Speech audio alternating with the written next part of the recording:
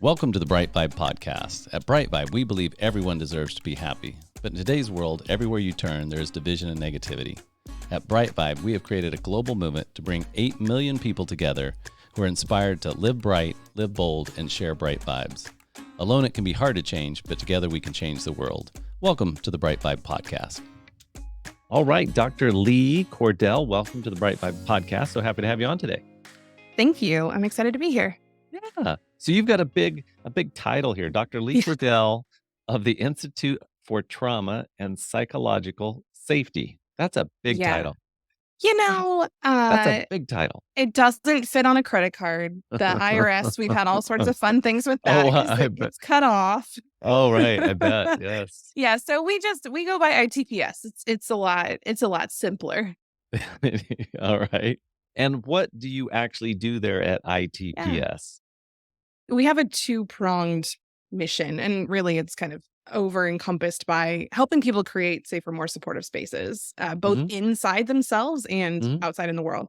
So we work with individuals who would like to understand more about what it means to be trauma sensitive and to create those environments. And then we also work with businesses and organizations and looking at how we can create large spaces, systems from that top-down perspective that really help people feel like they belong more.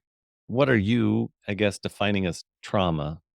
Yeah. So we really look at trauma as an aftermath rather than an event itself. So we look at trauma as residue. So if I go through something that feels serious and significant to me, has long-lasting negative implications on me personally, that impacts how I show up on a daily basis. That's trauma. And that's a really broad definition.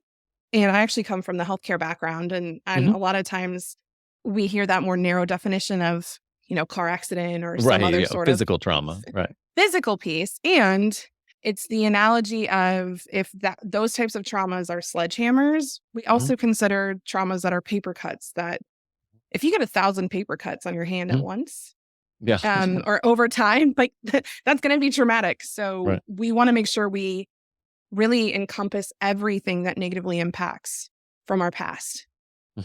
And then how are you kind of navigating or overcoming or transcending those traumas? I guess we're helping people. Yeah.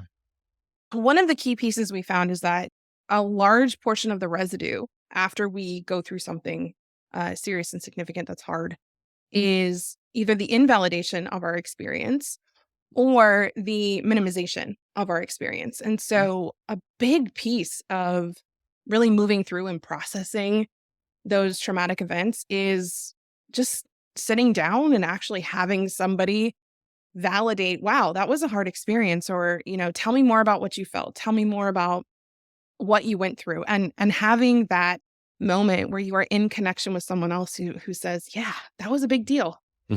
That's part of it.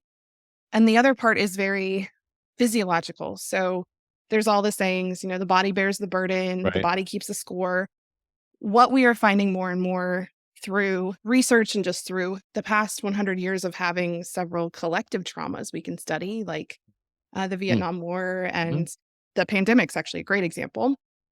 We're finding that people physiologically store symptoms of that trauma. And so there are a lot of different modalities and practices that you can use to help your body process those things and release them. And when you release those, the symptoms go away as well. I was reading something, I want to say 2 or 3 days ago, that they always have studies to back up everything, but but there was a study that they did, who's they, I don't remember. Doctors were tracking back that basically 80% of all illnesses are psychologically related, and they can make a direct correlation of that, right? So if you're under high levels of stress for a long enough period of time, you're going to develop certain probably ulcers and aches and pains, arthritis, whatever that may be that comes with that. So you can't, for the most part, you can't really detach the physical trauma from the mental trauma, right? The traumas, maybe there's no emotional residue, but maybe there is, who knows? But over time, those 1,000 paper cuts, they add up. I think Joe Polish is, a guy who does a lot of stuff, and he said, the issues in the tissues. Now, I don't know if I don't know if that's his saying or if he just says that. So I guess because you you have a medical degree, and then Yeah. you obviously are in this psychology space. What are you seeing in some of the cases you're looking at? Kind of symptom or not symptoms, but the physical experiences versus the mental experience or Sure. the mental trauma. Yeah. So I actually have my doctor's in nurse practitioner as a nurse Right. practitioner in nursing practice. And Mhm. what is so fascinating is when I was a nurse, we would see this all the time. There's a phenomenon called failure to thrive. And Mm. failure to Mhm. thrive is where people basically they stop eating, and what we see is that that's due to disconnection. Almost always if you trace back what has happened, this person has been neglected Mm. either from a physical needs perspective, but more often so from a psychological perspective. We used to see it a lot in our intensive care patients when I worked in the medical ICU. And just by giving them a routine and increasing the amount of daily connection that they had, we saw those rates of failure to Mm. thrive go down. It was really fascinating.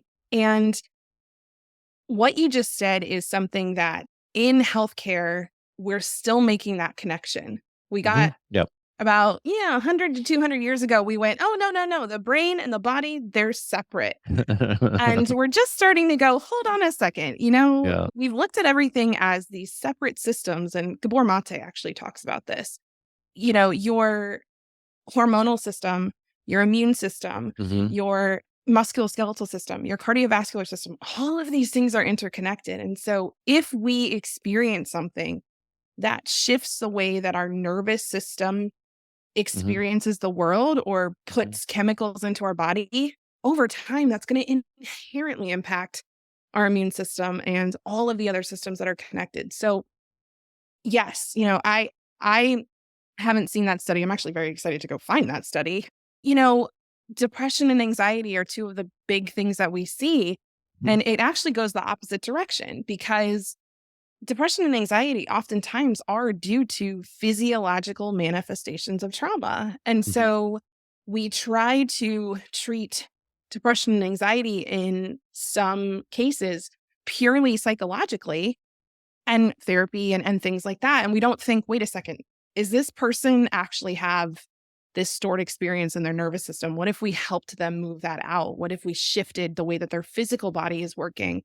Would that impact how their nervous system works? And more, what I've personally seen and what we are, I say the word finally here, that's an opinion, but Right. finally Yeah. starting to study is wow, when we incorporate somatic pieces and when we incorporate connection and Mhm. belonging and helping people feel included, those two things together do more for a lot of these both physical and psychological disorders than anything else we've tried to do in the healthcare system.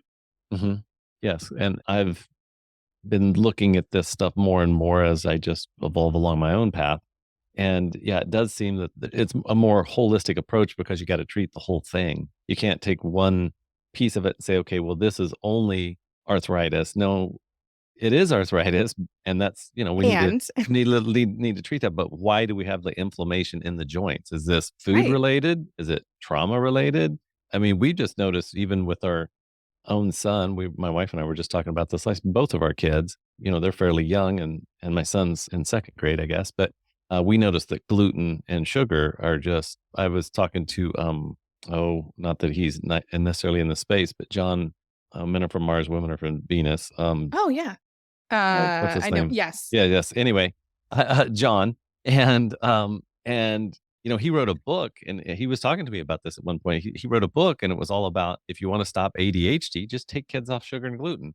And we noticed like within a week, just the changes in his demeanor, in his Mhm. attitude, in his way of being, just changed dramatically. So that wasn't due to trauma, but it was still when we looked at the holistic system, we were saying, okay, what's causing this reaction, this psychological reaction, and it was actually, I think, just literally the overload in his system of stuff that caused inflammation. Once we took away the stuff that caused inflammation, I'll be darned, his attitude and his almost like a different kid in a way. It was very Yes. interesting.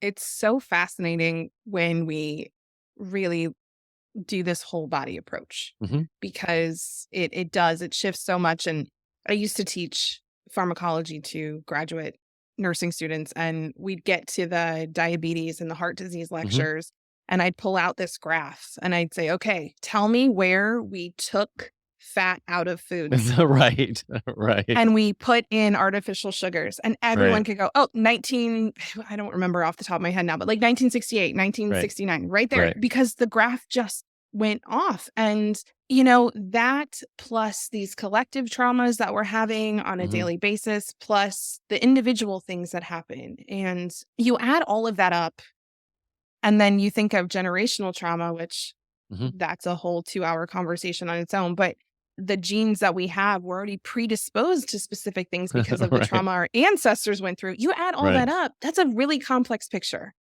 Most people in today's society, we've become this population where we're like, I want to fix now, which I get because we've been taught to expect that. Not making that wrong. What is actually really fun about being in this space is we've had people, we don't do therapy at the Institute. And we've had plenty of people come in and say, I just had made more progress. I feel better after 4 weeks of doing X, Y, and Z than the last 6 years I've sat on my therapist's couch. And it's because we're doing more of that holistic approach. Yeah. Well, and since you brought it up, do you know Mark Woolen's work at all? Yeah. Okay. So I'm glad that I get to tell you about Mark Woolen's work. He came on the podcast a couple of years ago, super interesting guy, but he wrote a book called Inherited Trauma. It Didn't Start With You. And I'd highly, since you're in that space, I'd highly recommend, but he just gives example after example and he actually gave us a couple examples on the show, which weren't in the book, of people having different things show up for them, physically show up for them, that were actually, they then were able to trace back to parents and grandparents. And once they address the issue in kind of the psychology, even if the grandparents had passed, but once they made kind of the connection, oh, this is where it's coming from, it in a way healed itself, just because the awareness was there of, oh, this isn't mine. This is actually something I literally, and he gets into the whole science of how it affects the DNA. Like when people go through trauma and, they look back several generations, it puts a tag on the DNA, and then that gets passed from generation to generation. So something happens, it triggers this thing. I was like, wow, that's just crazy. So that's all the bad. So how do we, so now that everybody listening's depressed, Right. so we're all screwed, but we're collectively screwed. So what are some of the ways to kind of navigate or transcend or cure these traumas? So, Judith Herman, I don't know if you're familiar with her. I'm not. She's an OG in the trauma space. Okay. She takes a very feminist perspective, and she has a 3-part model that we really embody at our institute. And the first stage is safety. So actually, what's so interesting, a lot of these things that we're talking about right now, we talk about safety in terms of making sure that your 3 core needs are met. So how can we give you more choice? And how can we help you feel more empowered and have agency in every day? How can we help you have more psychological safety? So who is surrounding you right now? And is everyone who's surrounding you right now, do they care about your best interests? And if not, are there any ways for us to mitigate that, to shift that? And then the third piece, and this is the most important piece, because without this, you don't move on, is physical safety. We think about this from a capacity or resource perspective. Do you have the time? Do you have the energy? Do you have the financial assistance? And do you have full body autonomy in the space you're in? So what I mean by that is, if I have somebody come to us at the Institute and say, hey, I'd love to do some trauma and recovery work, resilience work, a police officer or first responder who is still actively working, any trauma involving what they are doing on an active basis, we are going to give them what we call trauma forward facing strategies, meaning how to cope with dysregulation, how to help themselves feel better in the moment. We're not processing any of that because it's actually it's dangerous. It's dangerous to bring up past experiences when someone is still going into those scenarios every day. Okay. All right. That would make sense. Yeah. Yeah. And it's actually something I see the people who will have come in. Oftentimes they've been re-traumatized. They're like, yeah, I've been talking through this one thing that happened 4 years ago. And I'm like, wait, you're still working? they're like, yeah. I'm like, okay, no. Like, let's back up. So that's stage one. Stage two is what Dr. Herman refers to as grief and remembrance, or grief and mourning. Mhm. That's where we really validate, like we go deep into the Mhm. stuff and Mhm. we look at like what happened and what were the consequences of that and how are let's validate all of the feelings. Let's put names to things. Like let's really understand what happened to the level that you need. And then that stage always lasts longer than people want it to. It ends sooner than people are afraid it will. So it's one of those things where it's like we tell people, we're like, this isn't going to be a quick fix necessarily, and you're not going to stay here forever. Right. And then the third piece is reconnection. And so reconnection is, okay, now that I understand how my life was shifted by these events and what pieces and parts of what I thought were my identity are actually not me, how Mhm. do I rediscover who I am? Mhm. How do I redefine who I want to be? And how do I decide how I want to relate to others now? Mhm. How do I want to see the world? Right. So a lot of people, they're like, okay, I have trauma. Let me go to stage three. And those first two stages are so crucial and missing in a lot of places. And so the other piece that's interesting about this is sometimes you work on one piece, like Mhm. one thing, and then six things get sorted Mhm. because they were all connected to that. Ah, And when right. shifted, everything else shifts. And so we never know what's going to be where. And sometimes people get frustrated because they work through one and then there was something underneath of that. And then there was Right. something underneath of that. And they're like, and I like to say this, there is an end to it. I'm somebody who's personally had that experience. The way my life looks now, the way I experience life now compared to before is if you had told me I could experience life like this 3 years ago, 4 years Mhm. ago, I would have laughed in your face. Mhm. Yeah, the work's worth it. And so I was gonna say, do you wanna it always helps me clarify things or understand things more if you give me an example of Yeah, either a patient, or if you wanna use your own sure. life, you can either use a Yeah, patient or you or both. sure. So here's an example. I've worked with a few clients who've had very specific somatic complaints that they've gone to, like, we'll use the example of back pain. Mhm. They've gone to every physician, Mhm. healer person, had all the scans, all the testing. Some have had surgeries, Mhm. lots of things. They're starting to notice other psychological stuff coming up. And so they'll come and they'll say, hey, I'd really like to work through this. So I'll do what we refer to as a deep dive weekend with them. So we'll go somewhere private Mhm. where they've got the space to be able to do yell, scream, do whatever they need to Mhm. for 48 hours. We're there and Mhm. lots of breaks, lots of rest, those types of things. But we go through those three stages. And so I'm kind of doing an amalgam here. But these patients that particularly had back pain, Mhm. when we got into those grief, mourning, remembered stages, I use a body based approach. So I talk to their body and I Mhm. say, I'm not talking to your brain. I want to talk to your body. So where do you feel this? And they'll say, my stomach, my chest, my wherever. What's really fascinating is that the body will tell you different things than the brain was going to. And unless you ask the body, the brain will say, I don't know. Alright. We kind of follow the body's messages and Mhm. I just continue asking questions. Well, with these individuals that I was working with, one had a really profound trauma that had impacted a specific spot, Mhm. and it had to do with a positioning. Mhm. And so it's a memory that hadn't been there before that's suddenly there, and it's, oh, that's why this hurts. Hmm. Mhm. So another person, when we got into there, it was an actual lower spot that they didn't realize was hurting because Mhm. that top spot was masking it. And so when we talked to that spot, it came from a very, very minor experience. So this person's like, that's what's causing all of this? Are you kidding me? It was very Right. tiny. Right. She's like, yeah, they're like, I thought it was this massive thing. Nope, tiny thing. Mm. So both of these people, as we then ask these spots, what do you need? How do we heal you? How do we help you release? How do we help you feel better? A lot comes through that. And so that process probably takes about 4 to 6 hours. Mhm. That's when we get to go into that stage three after they rest for a while, where we really look at, okay, my identity was shaped off of those experiences. If I Mhm. get to choose who I am now, And if I get to feel better, what does that look like? Now, the interesting thing about this is that both of these humans that I'm referencing here, one got on a plane the next day and they had not been able to sit up straight for more than 5 minutes in years. And they sat on a 6-hour plane ride with zero pain. Wow. Yeah.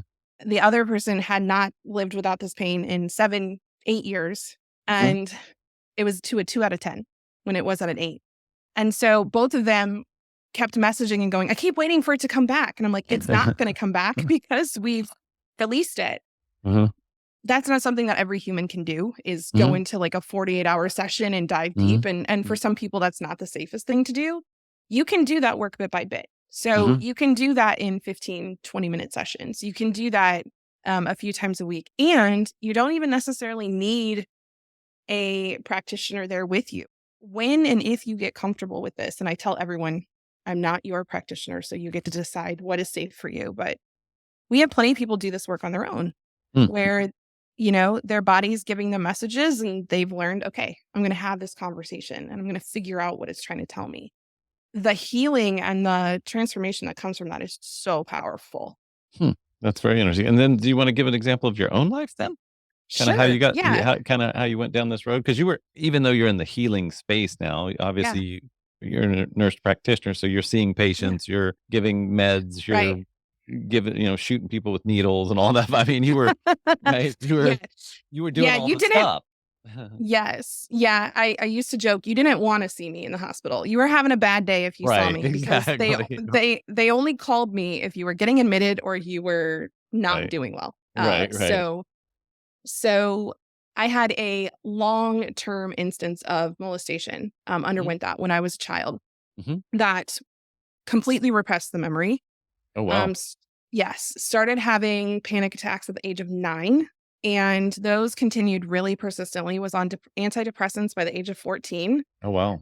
Really drove all of that hyper vigilant energy into school. And so got 4 degrees, kept myself very busy all the time to kind of keep those symptoms at bay. When the pandemic hit, I really went, you know what? I don't think I can do this anymore.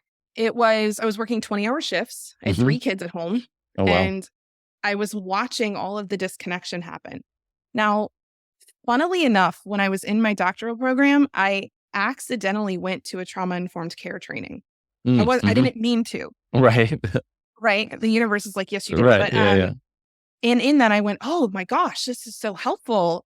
Again, everything's so repressed. So I went, this is so helpful for my patients, for my students. Right. So I went and got certified as a clinical trauma professional, and then went, okay, I really want to do this work. So started a business, left the hospital, left teaching.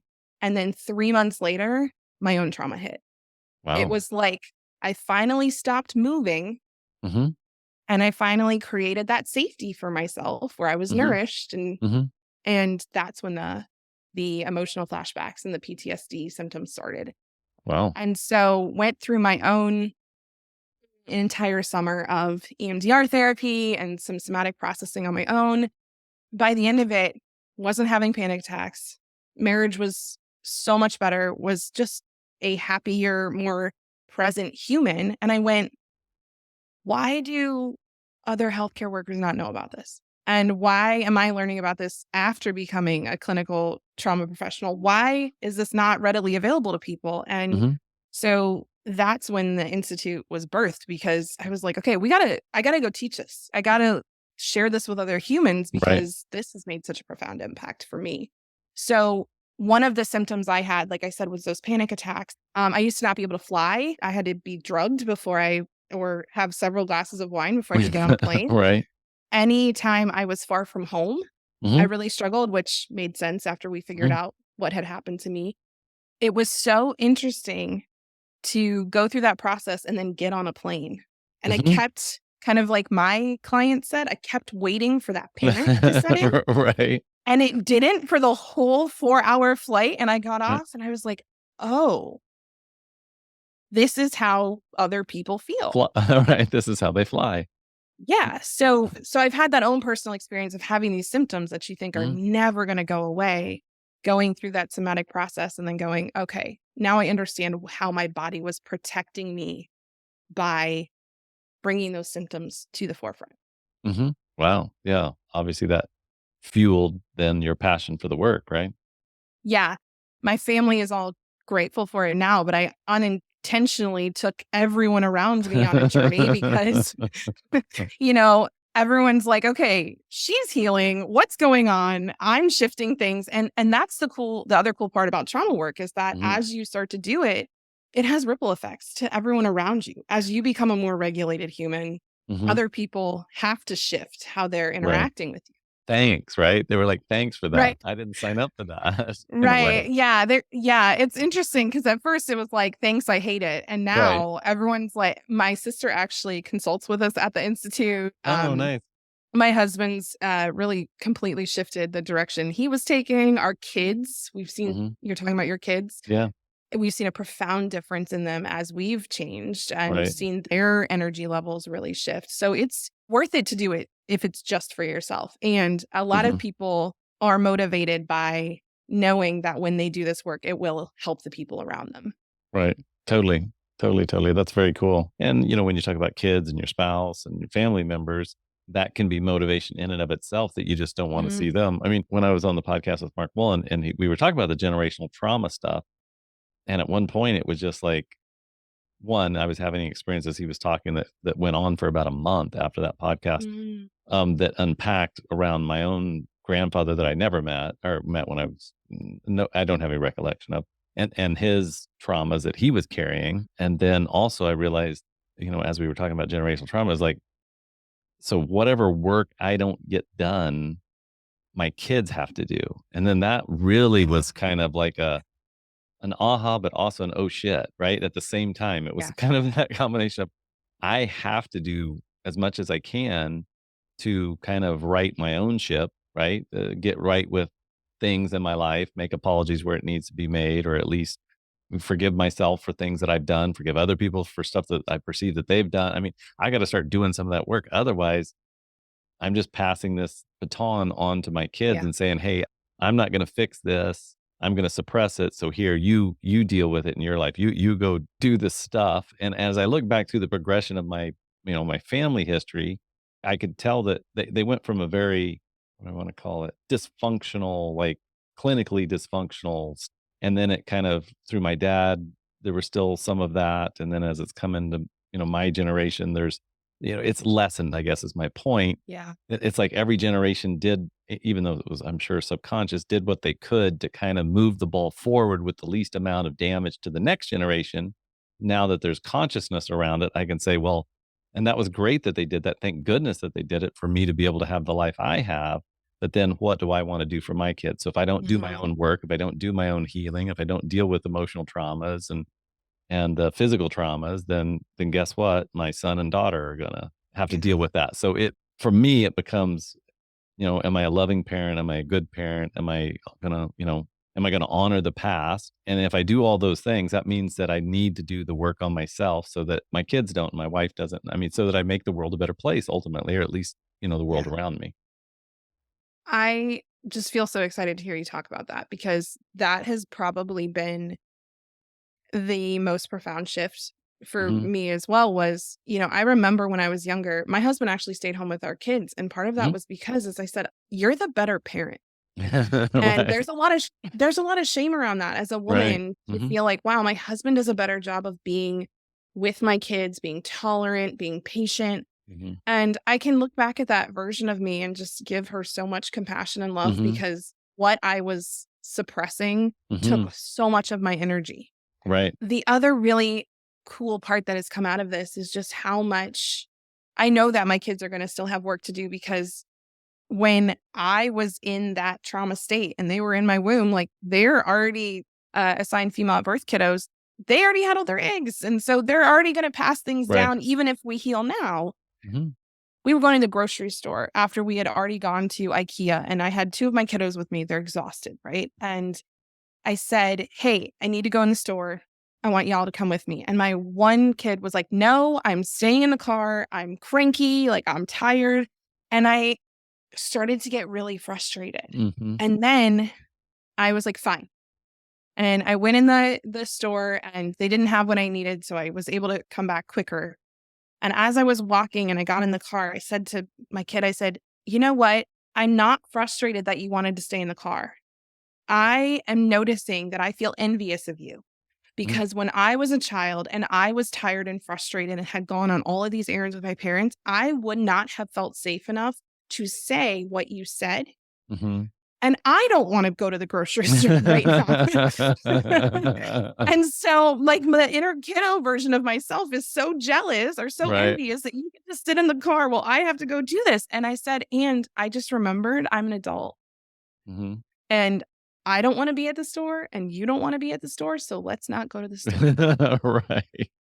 It was this beautiful moment because she said, you wouldn't have been able. I said, I would have. Now, I said, if your grandmother had said that to her great grandparents, she would have gotten physically Right. beaten. Assaulted. Yeah. I Right. said, if I said that to Grammy and Granddad, I would have been writing sentences Right. or been grounded. I'm like, Right. so the fact that you just got to sit in the car and chill, I was like, how cool. I was like, look at how much we have all evolved. And she was like, this is so neat. And it was this beautiful, like, that is generational healing right there. We Right. can honor what happened before and understand why they showed up the way that they did and also choose not to perpetuate it. Mm-hmm. Totally. 110%. Right. As Yeah. parents, hopefully we strive to leave our kids better off than we were. What that used to mean was financially. Now I think that means, it means psychologically. And I think we're seeing that in the millennials and younger generations is there is more awareness around, just like you spoke of, this is how I feel, and Yeah. honoring my feelings and being real with my feelings. And I think some, as parents and grandparents, maybe we don't understand it because we weren't given those permissions or had the Yeah. freedoms. And so we're like, to your point, frustrated because we're like, no, we didn't get away with that when we were kids. It's like, well, they're Right. not really getting away with it. They're just expressing how they feel. Right. Which is great. Which is great. Right. Exactly. I'm going to remember that. What thought or wisdom would you like to kind of leave everyone with today? Just if you could kind of think one thing that you think is important for every person to know, what would that one thing be? I think a lot of times we look at trauma healing or processing recovery, whatever word you want to use, as this, like, I do it and it's done. Hmm. And something I have found to be very helpful is I'm always going to, like, there's always going to be things either happening or that happened. We get to focus on resilience. We get to focus on how do I thrive at the level that I'd really like to. And the goal isn't to uncover every single traumatic thing that's ever happened to you. The goal is to be able to live happily and in a regulated state in the present moment. And so if we center that, Hmm. then the whole journey gets to feel a lot different. And I think it feels it feels like a more surmountable task. Hmm. Nope. Totally. Totally. Well, thank you so much for coming on today. I appreciate your time and just our conversation. Where do people get a hold of you? Where do people find out more about your work? Sure. So we have a website. It's institutefortrauma.com. Hmm. And then if you are a Reels TikTok person, TikTok's actually my favorite place to be. It's at that one trauma coach with the number one. Okay. Those are the two places that people go to find us the most. Perfect. And I'm sure we'll put them in the show notes. However that works, we'll put those in our Yes. show notes as well. But so glad you came on today. So happy to spend this time with you. Thank you for doing the work you're doing and continuing to make the world a better place. That's what I love to have, conversations around people on the show. So thank you so much for the work you're doing. Thank you for being a part of the BriteVibe podcast. For more information, go to britevibe.com. That's BRITE vibe, VIBE.com. Thank you for listening.